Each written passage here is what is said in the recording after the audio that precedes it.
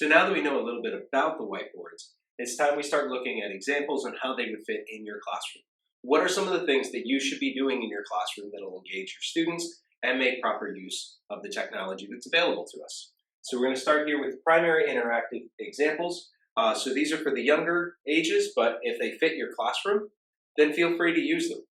So none of these examples are really set to any specific age level of kids, but you are the experts, you're the teachers who know what's best for your students. So make sure that if you see something you like, by all means, the templates will be available in a folder at the bottom of the interactive whiteboard Schoology presentation. So here we have some examples you can see here that I've turned my pen to PC interactivity, and then I made sure that everything is connected and that it's on.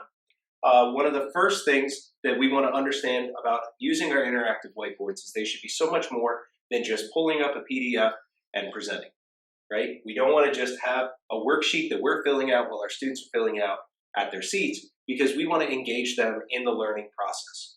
This is one of the disconnects between paper and technology, where when they have a computer in front of them, they're just reacting and responding to the computer, right? When they have a paper, they have to think a little bit harder. They don't have the world at their fingertips, but they're used to that. So we're kind of speaking the language of our students while reaching them on their level, and it makes engagement and individualization of all of their materials much, much easier. So once we get the hang of this, we're really just a few clicks away from individualizing every student's learning in the room. So some of the examples for interactive whiteboards, what can they do besides just play me a video or help me fill out a worksheet? Well, one of the examples that I like to give is we can take a Schoology page and we can put an interactive piece of web media in there. So this is a Google Maps that I put on my Schoology page, and you can see the map is reacting to my pen. So if I select somewhere, I can actually go and visit a monument, and maybe I could have my students write about it. What would it be like to be there? So they get a much better feel for actually being there and standing in front of the Sphinx. And maybe they realize, well, I didn't think that it was this size. Maybe I thought it was something different.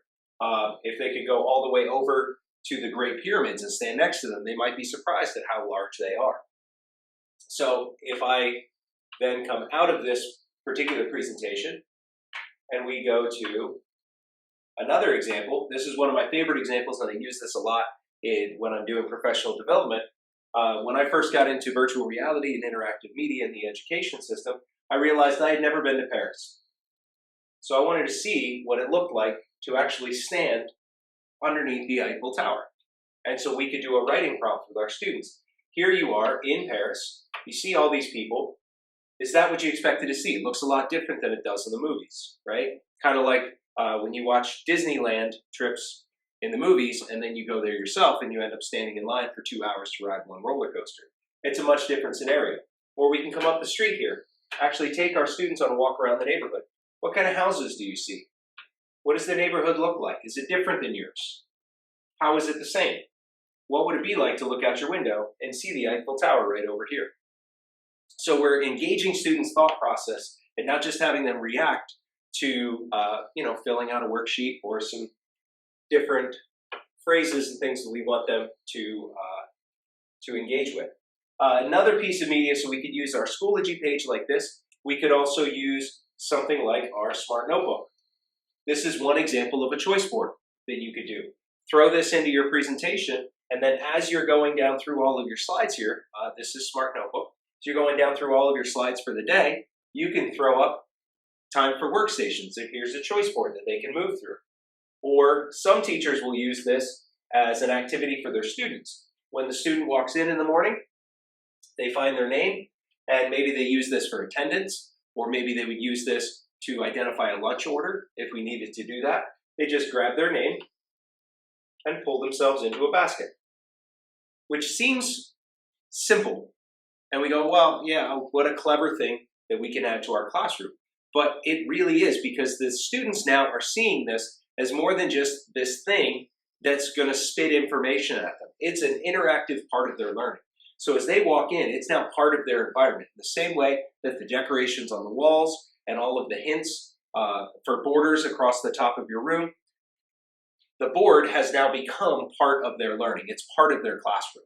So as they come in and they get to interact with it, it becomes something that they're familiar with. Some teachers might throw up something like this. And here's a job organizer that you can set up through Smart Notebook. And each classroom has a particular student who maybe does door holding or answering the phones or whatever it might be. And you can change their names and then just list it up here. So when it's time to do jobs, you just copy and paste this into your presentation every day. And then you have all of your jobs listed. They're up here on the board where students know. They can even come up and sign up for different jobs themselves, just interacting with the board. If we had, for example, maybe music, we have infinite cloners down here, which means we can break these up again and again. I can just pull them off and keep pulling them off and keep pulling them off, and they'll just keep cloning themselves. So the choices never disappear. But up here, we're looking at something, for example, in 4/4 time. Well, here's 4/4 time, and I have 1, 2, 3, 4. Well, how would I break that out? A whole note would break up here. 1, 2, 3, 4. And you might say, well, isn't this more of a specials presentation? Yes, but this is also fractions. So I have 4 parts of a fraction. So maybe instead of beats, we'd have this as fractional choices. So what happens when I put this here? How much did it take up of my 4/4 measure? All 4 choices, I have half of them. Well, this is a half note. Okay, so now this is 2 out of 4 notes. So we can use this as an activity, maybe break students up into groups. And while you're working around the room, you're working with one particular group over here. You have another group over here doing independent work, maybe on paper, maybe on their Chromebooks. And you have another group up here at the board. And they're interacting with this text. They can break things down into fractions. They can actually manipulate in a way that we couldn't do before without getting out buckets and buckets of manipulatives. So we're jogging those different centers in their brain. So another piece that I would add to this for primary, I'm going to use Lumio, which is an example of Smart Notebook. So with this particular activity, I'm controlling what my students are using at hellosmart.com 711647. So now I have control over all of their Chromebooks here in the room. So as I move my presentation along, it moves along in their Chromebooks. So that helps me with student management. That helps me keep people paying attention because I'm going to throw activities in here that they're going to have to respond to. So if I close out on this and I come to my teacher handout, I'm going to have to do this for a couple of these because this is a teacher presentation. I have a similar idea for equivalent fractions.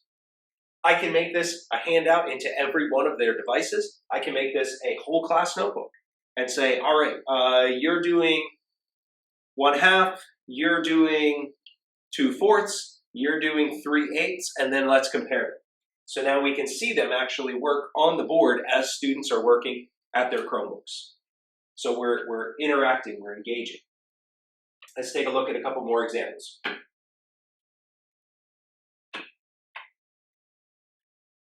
Here's an activity for Check My Understanding.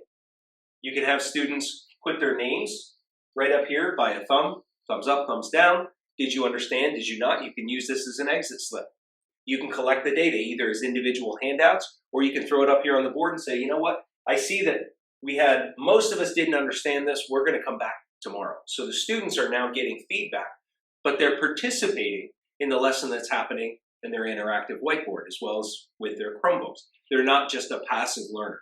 They're actively engaged. So today I learned this. I'm feeling about doing it on my own. Maybe I would pull one of these over, thumbs up, thumbs down, or yeah, I'm okay. I can then group my students based on this. Something tricky that I'll remember about this, so we can use that. Look at some student examples. Pull them up here on the board and say, does anybody else feel that way? So their students know that they're not alone. Let's come down and take a look at a couple more examples here. Think, pair, share. We love to group our students, so this is a whole class whiteboard. Sorry, think, pair, share. There we go.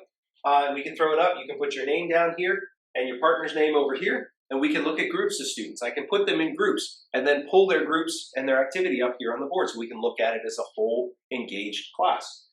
They can give stickers to each other, things that they thought of, who they are, questions that they have. Yes, I agree with that. I love this. I had the same one. I don't understand what you put here.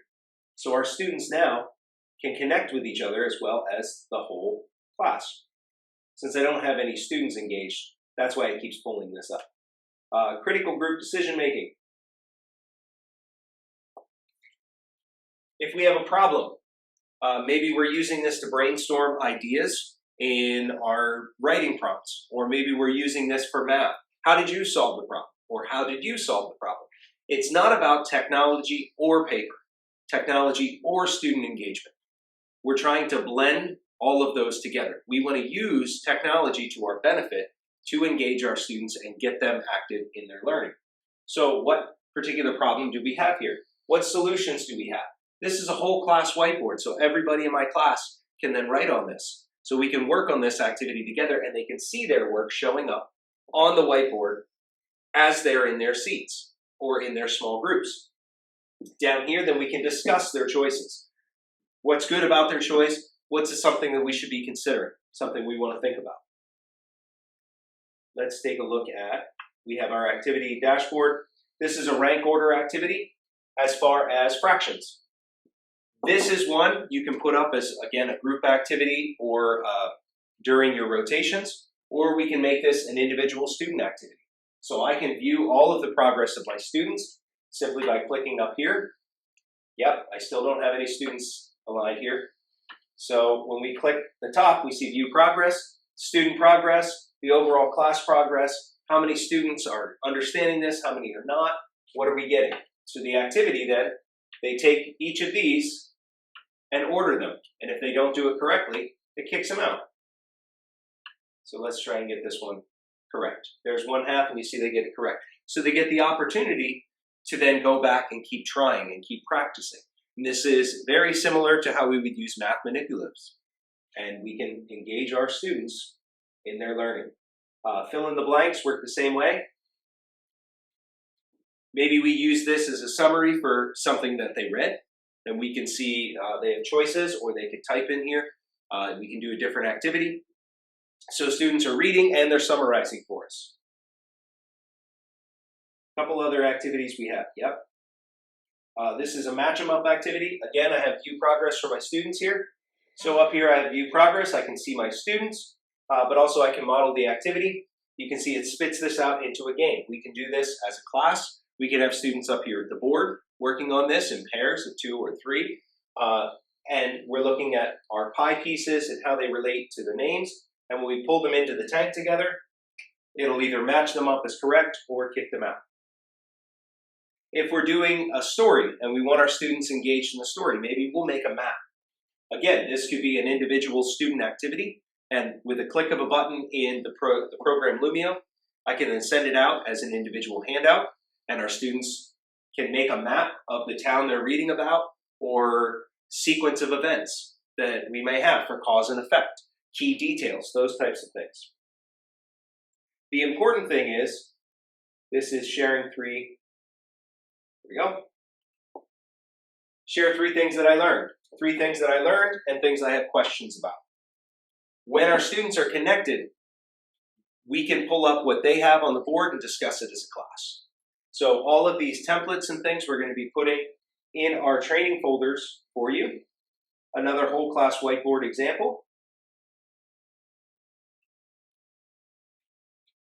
We bring this up. This is just a blank space where I can ask them a question and they can jump in. Now with the whole class whiteboard, I have a toggle switch up here that says everyone can edit. If I turn that off, then they can't access it anymore. So I may want to just leave it off. I'll have a prompt here or a question. Select it. They can respond. They have 1 minute. I'll put my timer on my interactive whiteboard. 1 minute counts down. Then I turn it off. They can't edit anymore. Let's just discuss the things that we posted here. So there's a lot of activities that we could do with our interactive whiteboards. But the most important thing we want to remember is that it's not about using paper and pencil or technology. It's not about students sitting in their seats or being out of their seats. There's going to be a time for everything. Sometimes paper will help you with writing your rough draft or your brainstorm. And then they will type their essay and use that to pair up with other people in their class that can edit them. We have templates for Collins writing where they can do 1 minute writes They have reading and annotations. If you enjoyed the primary resources, there's a lot of them listed in our Smart Exchange, which we will also put that link in the folder. But you may want to look at some of the other intermediate, middle, and secondary activities to see if any of those might fit your classroom as well.